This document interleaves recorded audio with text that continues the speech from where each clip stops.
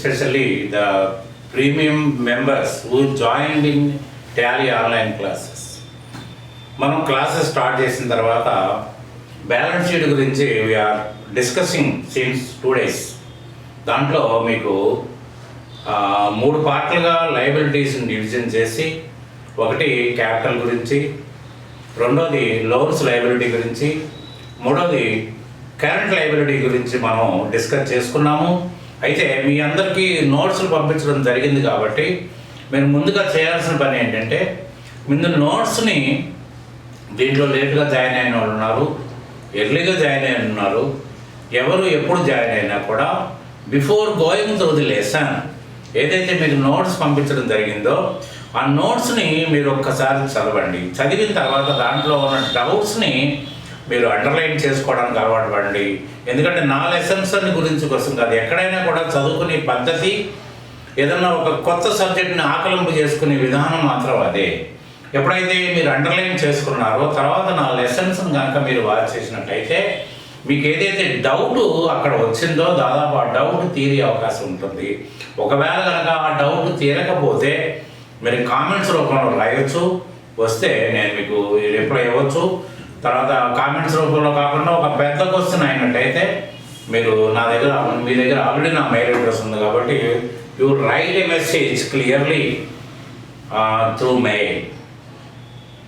కాబట్టి ఏంటంటే మీరు ఎంత కాన్సన్ట్రేషన్ చేస్తే అంత సబ్జెక్ట్ మీరు నేర్చుకునే అవకాశం ఉంది. తర్వాత ఇంకోటి కూడా గుర్తుపెట్టుకోండి, ఏంటంటే ఆన్లైన్లో అడ్వాంటేజ్ ఏంటంటే రేటుతో పాటు మీకు వచ్చే అవకాశాలు ఎక్కువ. ఎందుకంటే మీరు ఎన్నిసార్లు వీలైతే అన్నిసార్లు లెసన్ రీచ్ చేయొచ్చు.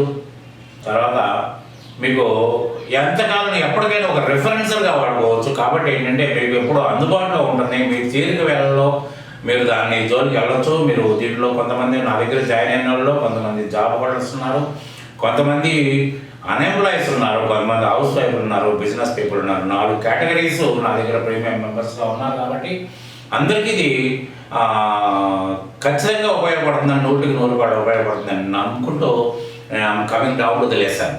నిన్నటి వరకు మనకి లయబిలిటీ సైడ్ అంటే sources, how the funds entered into the business organisation.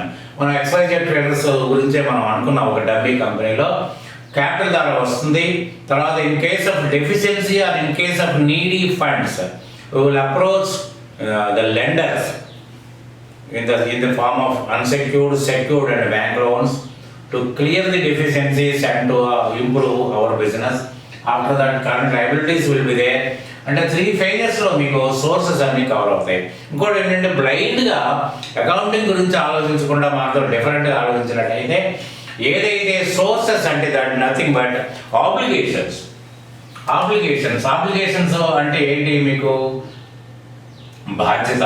అంటే ఏదైతే మీ అవసరార్థం అంటే XYZ అనే వ్యక్తి ఆర్గనైజేషన్ ఆలోచించాల్సింది ఏంటంటే నా అవసరార్థం, నేను నా పేరున్న బిజినెస్ స్టార్ట్ చేయడం కోసం ఈ క్యాపిటల్ ఇన్వెస్ట్మెంట్ తెచ్చుకున్నాను, అదర్ లోన్స్ కూడా అవైల్ చేసుకున్నాను, అదర్ సర్వీసెస్ని కూడా అవైల్ చేసుకున్నాను. కాబట్టి all the way I have to return back in the form of money for the value received during the course of my business అని అనుకున్నప్పుడు ఇవన్నీ కూడా ఆబ్లిగేషన్స్ అవుతాయి. So all the sources will improve and will help the business to develop to an extended level.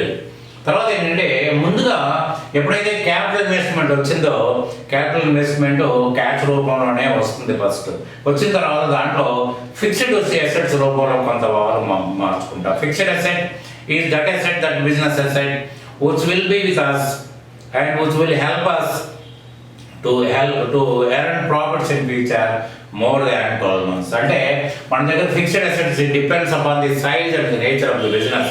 A business అయినా సరే ముందుగా ప్రస్తుతం కావాల్సింది ఒక టేబుల్, చైరు, ఒక కంప్యూటరు, ఒక ప్రింటరు, ఒక వెహికల్, ఇవన్నీ కావాలి. It depends upon the nature and size of the business. Hospital అయితే ఒక రకంగా, సినిమా ప్రొడక్షన్ అయితే ఒక రకంగా, సినిమా హాల్ అయితే ఒక రకంగా, మ్యానుఫ్యాక్చరింగ్ అయితే ఒక రకంగా, కాంట్రాక్ట్స్ అయితే ఒక రకంగా, రకరకాలుగా మన దగ్గర ఏదైతే 12 months దాటి మనకి అందుబాటులో ఉండి మనం బిజినెస్ చేస్తూ 4 రూపాయలు సంపాదించుకోవడానికి ఏదైతే ఉపయోగపడుతుందో that will be called as a fixed asset. Fixed assets will be more than 12 months. అయితే దీంట్లో ఒక ప్రత్యేకత ఉంది. ఎలా అంటే మీకు ఫిక్స్డ్ అసెట్ ఒక కామన్ సెన్స్ పాయింట్ చెప్తాను దీంట్లో.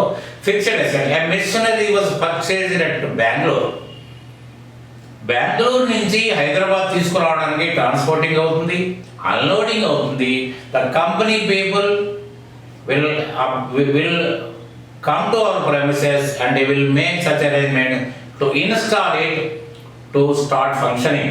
కాబట్టి ఏంటంటే వాళ్ళు మన దగ్గరికి రావడం, మనకి ఇన్స్టాల్ చేసిన తర్వాత మాత్రమే ఈ మిషన్ మనకి ఉపయోగపడుతుంది. దాని ద్వారా 4 రూపాయలు సంపాదించుకోవడానికి ఉపయోగపడుతుంది. కాబట్టి fixed asset, the cost of fixed asset, the transportation charges to bring all the way from Bengaluru to Hyderabad to get అన్లోడెడ్ and the installation charges, all the charges which is before the functioning of the mission has to be added to the fixed asset. అంటే machinery cost నికి ఇవన్నీ కలిపేసేసి నేరేషన్లో cost of అది transportation charges to bring it అని రాసుకోండి.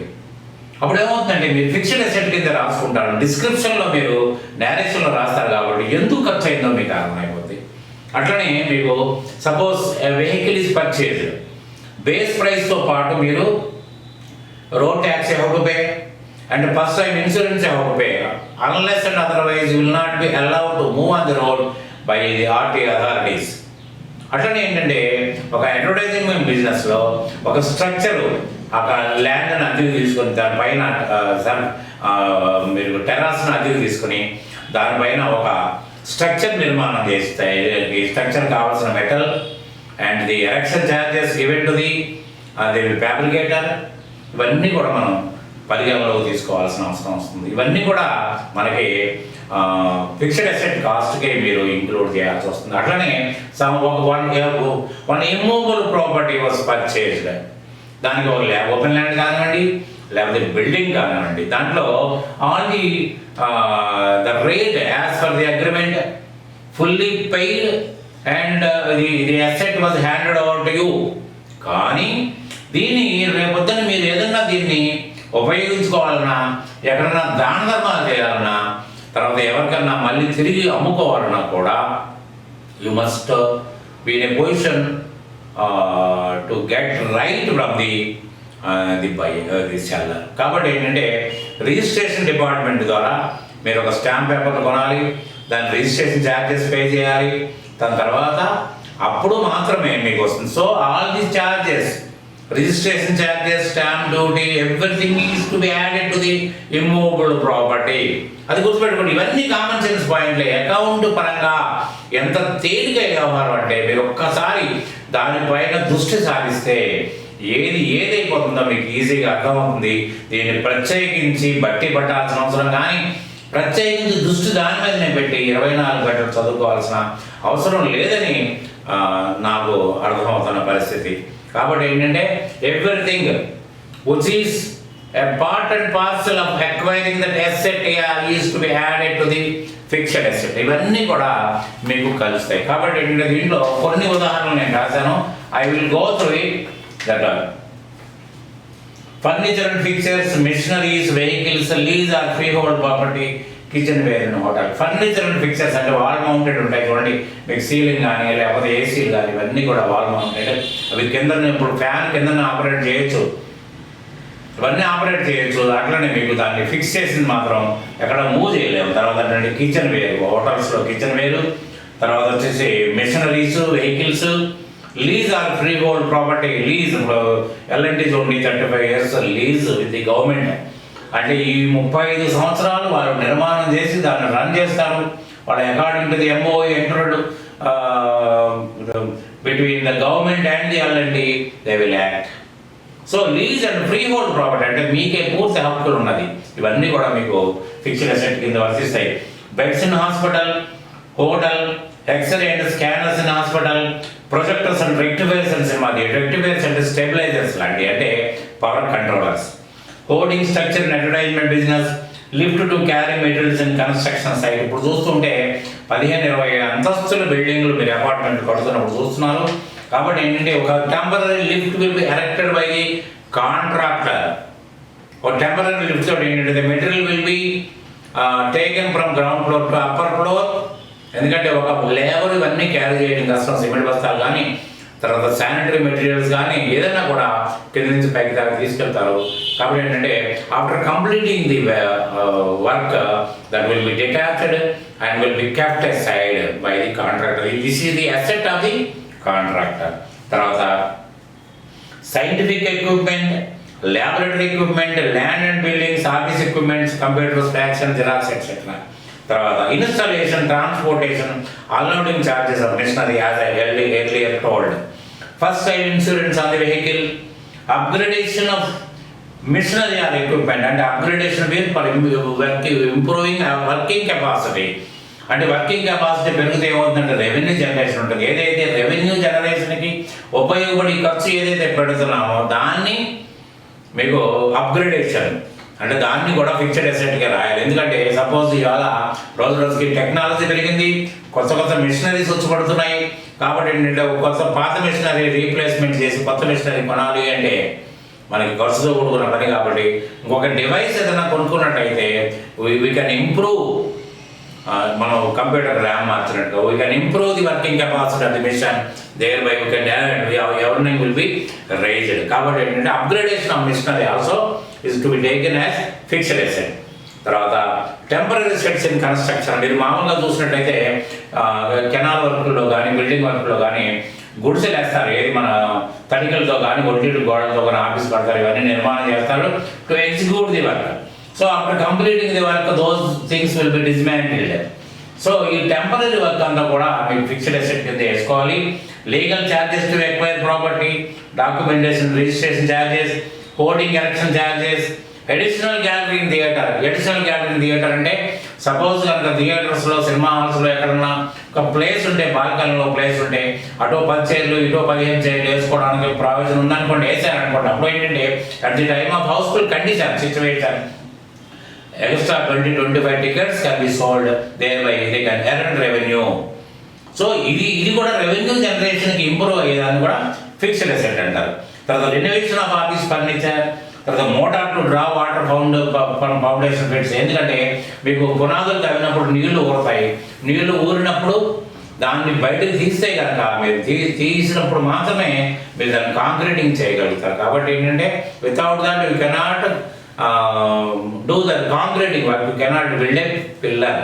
So ఏంటంటే ముందు మన contractor యొక్క మోటార్ను ఉపయోగించి they will suck the water outside.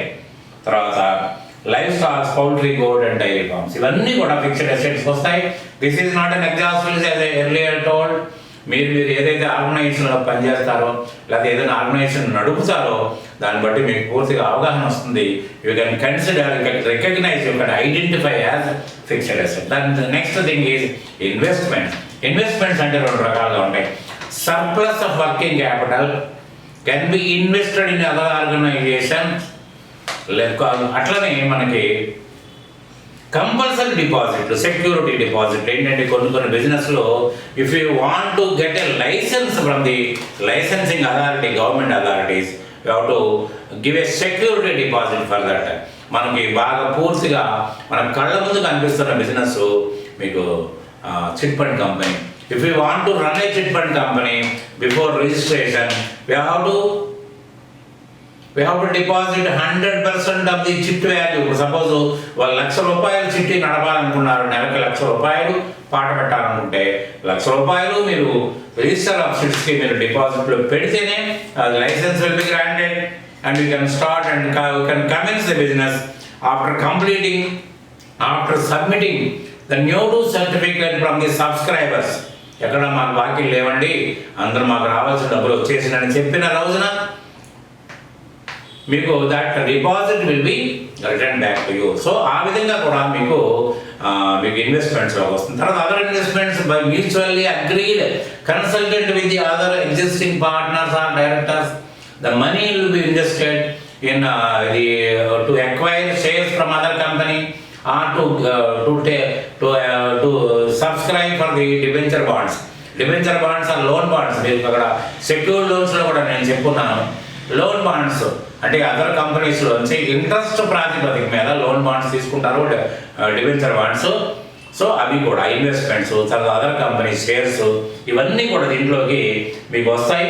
తర్వాత shares with other companies, debenture bond, securities with licensing authority, fixed deposit for chit registration, mutual funds and government securities, Indira Vikas, Kisan Vikas పత్ర, ఇవన్నీ కూడా మీకు ఇన్వెస్ట్మెంట్స్ కింద వస్తాయి. So fixed assets plus investments గురించి మనం explain చేసుకున్నాం.